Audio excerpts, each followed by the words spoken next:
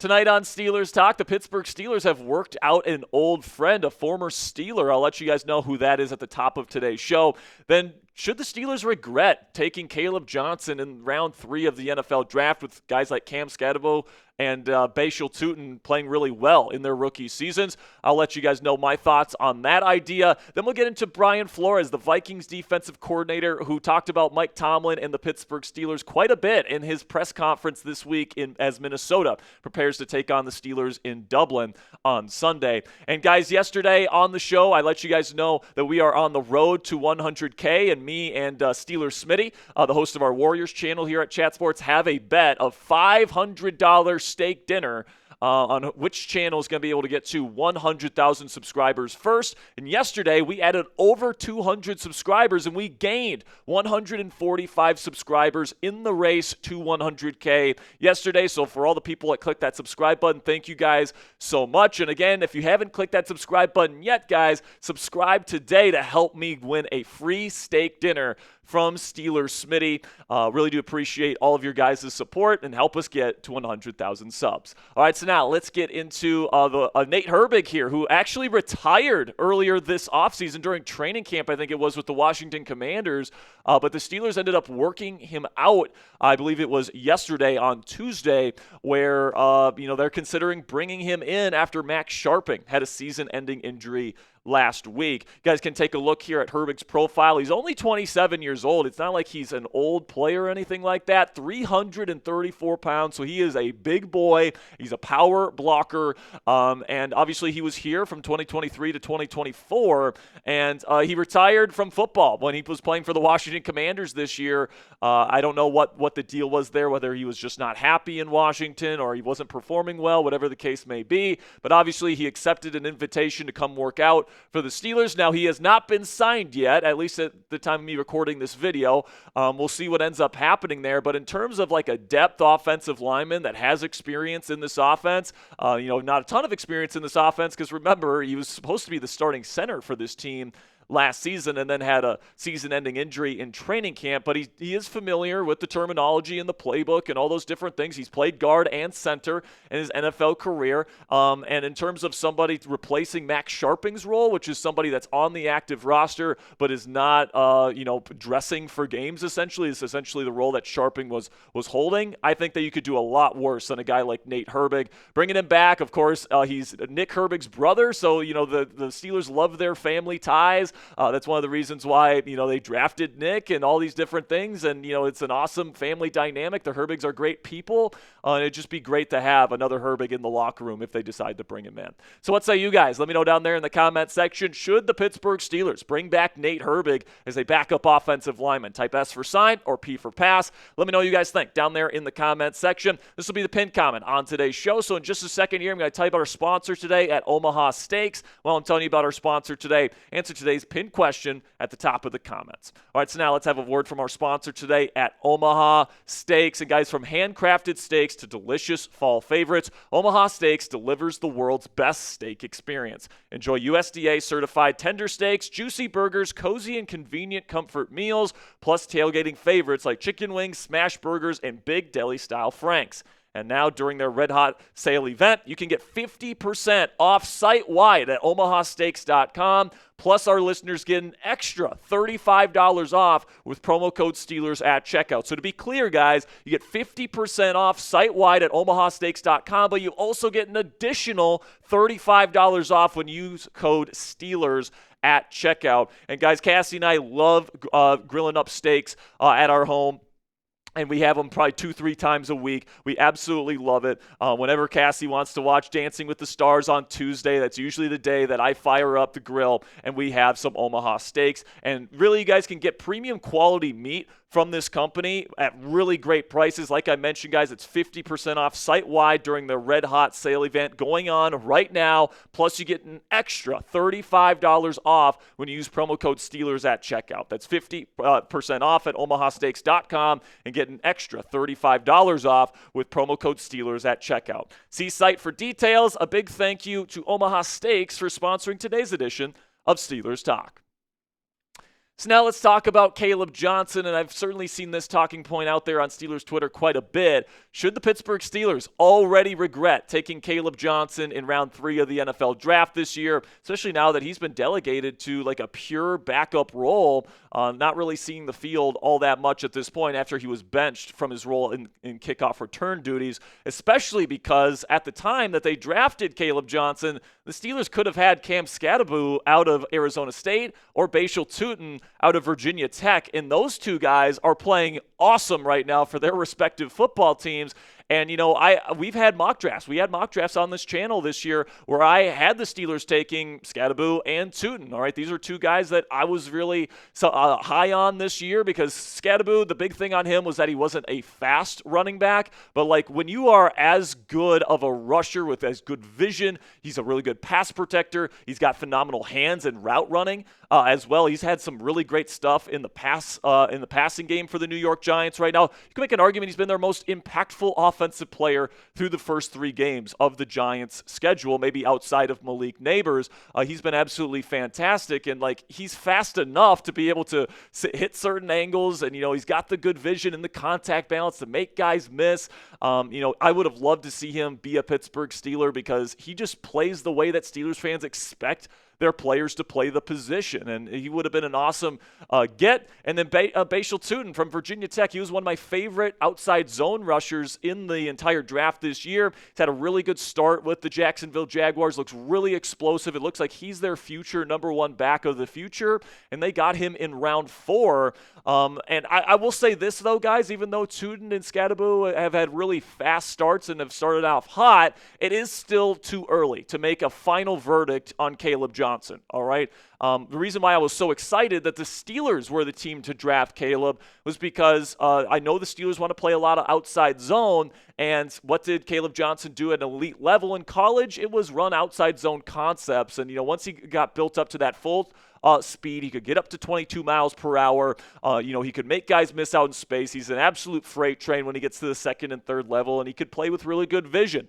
But here in Pittsburgh, obviously, the run blocking hasn't been fantastic. And frankly, Kaleb has shot himself in the foot so many times at this point. You just have to acknowledge that it's been a rocky start to the career of Kaleb Johnson. He still has a lot of time to figure it out. I think a lot of people are very quick, especially now in today's culture where everyone wants, people and these rookies to be good immediately. But that's just sometimes not the way it works. And sometimes these guys do need to develop. But there's no doubt, man, there's things that Kaleb Johnson has shot himself in the foot with, and there's reasons why he's not playing. Number 1, he's not the best early down back on this team right now. Jaylen Warren is very clearly the better overall rusher, so he's going to get most of the early down work. And then, he just doesn't really have a late down, passing down kind of skill set in the National Football League yet. He's not a good pass protector. He doesn't have good hands. He drops a lot of passes as a receiver. Also, he's had some early fumble issues. He's put the ball on the ground multiple times in preseason and the regular season combined. And then, of course, those mental errors, specifically the one against the Seahawks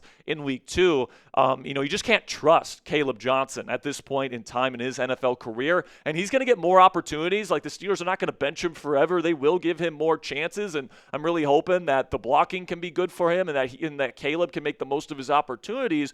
But in the end, Pittsburgh may end up regretting their choice of running back because Bashal Tutin, man, he's been looking really good to start, and Cam Skattebo, he looks awesome as well. And for kind of the role the Steelers could really use right now, which is like a third down back, Skattebo would be perfect for that, man. His physicality, his ability to catch the football, his route running ability out of the backfield, it's really special stuff, man. His contact balance, the way that he finishes runs.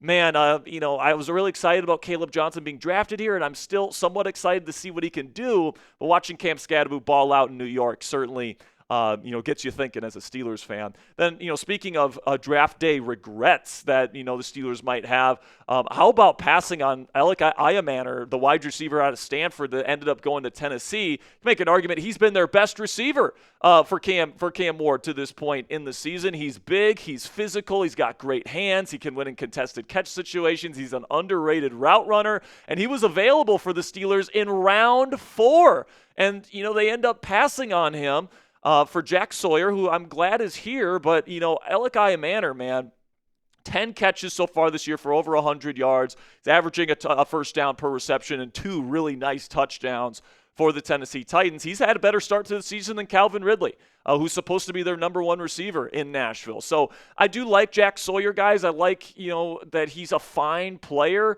but, you could have had an impact wide receiver that you drafted in round 4. And by the way, this isn't just hindsight. Like, I was saying it at the time. I remember reacting to the Jack Sawyer pick, and I'm like, we already have 3 really high-end edge rushers on this team.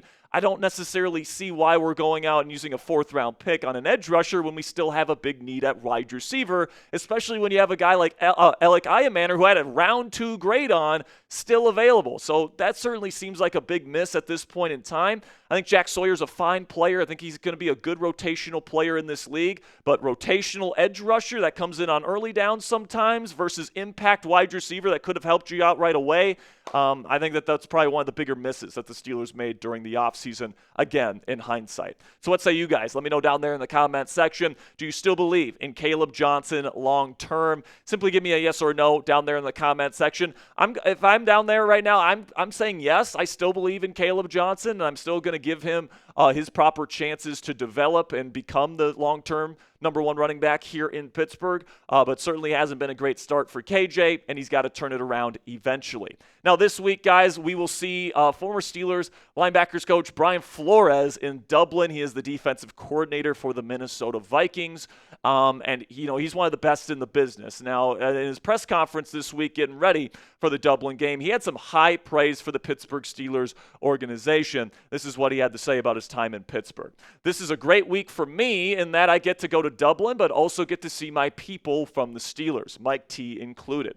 Quite honestly, when I think about Mike and the Steelers, I just have this great gratitude for my time there. I just had a great time there. It was exactly what I needed at that point in my career. But it's more than just Mike T. It's the Rooney family. They welcomed me with open arms. Omar, Kevin Colbert was there at the time as well. The staff is tremendous. I just had a great time there, and I'm excited to see them. So obviously he still has a lot of warm feelings to the Pittsburgh Steelers organization. They brought him in when he was at a point where he was arguably getting blacklisted by the National Football League, and Mike Tomlin said, F that, we're bringing him on to our defensive staff, even though they kind of already filled out their staff and hired Terrell Austin as their DC and all that different stuff.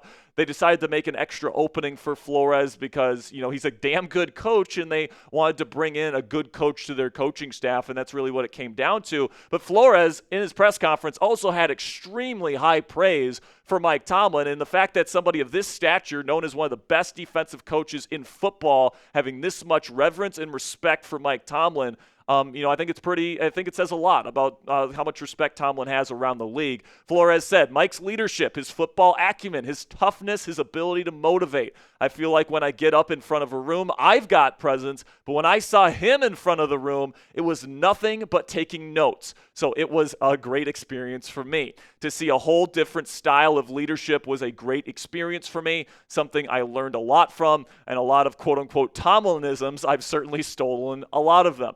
Mike's a friend, a mentor. Again, like I said, a lot of gratitude for my time there. Now, obviously, he still has really good relationships with everyone here in Pittsburgh. If Tomlin ends up parting ways with the Steelers, I actually think that the Rooneys would think about bringing him in as the next head coach of the Pittsburgh Steelers. I really do believe that. But just heading into this week, guys, the Steelers certainly have their hands full with him on Sunday. He is one of the premier defensive minds in the National Football League, and his defense is well known for creating chaos. And it's one of the more unique defenses that the Steelers will see all season long. Some of the defensive principles that he runs there in Minnesota, lots of cover one pre-snap looks. So he puts all of his guys up at the line of scrimmage, threatening cover zero, where they've got more people at the line of scrimmage threatening to blitz, and the Steelers are going to have blockers. So Aaron Rodgers is going to have a lot of answers to get the ball out of his hands quickly, and thankfully that's one of Rodgers' strengths, is that he is pretty darn good at getting the ball out of his hands quickly and mentally processing a defense. But then he's also going to have to deal with the disguised pre-snap looks. It's not just the cover zero stuff that they go out into zone coverage a lot in, but also when they're not doing those cover zero threats, like they're moving around the formation, the pre-snap, they're not giving the quarterback a clear picture, and that's going to take away one of Aaron Rodgers' greatest strengths, which is picking apart a defense based on what he sees pre-snap. You just can't trust what you see from this Vikings defense pre-snap, and they're one of the best in the league at disguising their coverage before the ball is snapped. Also, kind of like the Steelers, the Vikings run a lot of 5-man pressure looks, so keep that in mind, where they like to run a lot of those 5-man pressures, but instead of the Steelers, who usually like to run man coverage on the back end of those 5-man pressure looks, Flores likes to run quarters and palms out of those 5-man pressure looks. So definitely an interesting defense. Not a lot of teams run that nowadays. Also, lots of quarters and palms in this defense, whether they're sending 5 or sending 4 or sending more. They love to go with those triangle and box coverages to kind of use those man-match principles to line up against the best, against that particular route combo. And then also, kind of like the Steelers as well, they do Tampa 2 as their changeup. So they'll go out and they'll give you a quarters look pre-snap, and then they'll go and rotate to Tampa 2, or they'll have single high coverage, then they'll rotate to Tampa 2. They'll rotate to Tampa 2 when they're in their cover 0 pre-snap look, all right? They do that a lot, and that's a little something that Flores actually got from Tomlin, because we actually use Tampa 2 as our changeup in our defense here in Pittsburgh. So there is some similarities between Tomlin's defense and Flores. You can tell that Tomlin rubbed off a little bit on Flores in his time here in Pittsburgh, but he puts his own modern flair on this defense with all the cover 0 looks, all the palms and quarters, man-match stuff that they do. It's one of the more difficult defenses in the league to go up against, guys, plain and simply, and the Steelers got to be on their P's and Q's if they want to put up more than 20 points in this football game, frankly. And this week, guys, I think we're actually going to see more man coverage from Brian Flores than what we're used to seeing from them. They usually are very heavy man match, and then they'll throw in zone as a changeup. Like we talked about, they don't play a lot of true man here in Minnesota, but we've seen through the first 3 weeks against the Steelers, who don't have a mobile quarterback and don't have the best separators at the pass-catching positions, a lot of teams have been playing straight-up man coverage against the Steelers and have been succeeding playing man coverage. So I think this is one of the weeks that we can expect Brian to kind of change up his defensive game plan a little bit, especially early on, and try and force the Steelers to beat straight-up man coverage early on in this football game, so keep your eye on that. And, you know, when it comes to beating Flores' quarters and palms, cover 0, disguise type of defense, the best way to beat him is to run the football effectively, especially right up the middle. Run right down their throats, all right? That's why Ben Johnson and the Lions had so much success against Brian Flores' defenses over the last few years, is because David Montgomery and Jahmyr Gibbs, they could get that run game going behind that offensive line. Another thing that you got to do is you got to attack the short and intermediate middle of the field. The thing about palms and quarters coverages, guys, is that it's split field. And a lot of times, especially when they send 5 men in a blitz, that leaves the short and intermediate middle wide ass open. All right, the Steelers actually took advantage of this when they played the Cincinnati Bengals in Cincinnati last year. If you remember, they kept dumping it off to Jaylen Warren and Najee Harris right at the snap over the short middle of the field. I think we're going to see a lot of that from the Pittsburgh Steelers, particularly early on in this football game. And then also you do the play action game. All right, under center, hard fake play action, get the linebackers to get out of position, and that's going to leave the middle of the field wide ass open. That's another reason why the Lions had so much success against the Vikings last year in both of their matchups, is because Jared Goff and Ben Johnson were so good at targeting that middle portion of the field off of hard play action. Now, the problem is, guys, those 3 things the Steelers have not done well this season. All 3 of them. They haven't been able to run the football effectively. They haven't really done a ton of hard fake play action from under center, except for that first game against the Jets. And they actually did have some success with that, so keep that in mind. But then throwing the ball over the middle of the field, Steelers haven't done that a whole lot to start this season. So the ways that you beat Flores' defense, the Steelers haven't really done those things so far this year, and that's obviously a problem for the Pittsburgh Steelers heading into this week. So let me know the over or under for the Steelers this week. Will the Pittsburgh Steelers have over or under 16.5 points this Sunday? Okay, so if you do the under, that means that you think the Steelers will have their least amount of points scored so far this season. The least that they have scored is 17, and that was against the Seattle Seahawks in week 2. So type O if you think they get over 16.5 points, or U if you think they get under. That'll be it for today's edition of Steelers News and Rumors. Thank you guys so much for joining me for today's show. I will see you guys tomorrow with some more Steelers content, and until then, guys, here we go, Steelers.